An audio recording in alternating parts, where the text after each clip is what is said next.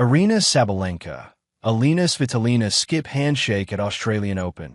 Aryna Sabalenka of Belarus and Ukraine's Elina Svitolina skipped the customary handshake at the end of the match in the Australian Open semi-final at Melbourne Park. Sabalenka swept to her fourth successive Australian Open final with a 6-2, 6-3 win over Ukrainian Svitolina on Thursday.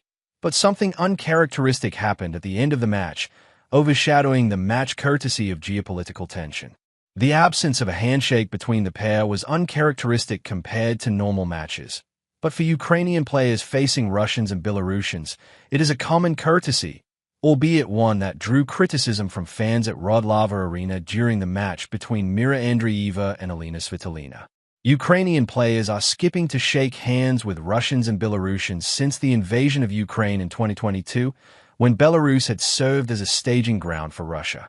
This has been happening now for at least 3 years, with Sabalenka famously waiting for Svitolina at the net during Roland Garros, which sparked criticism.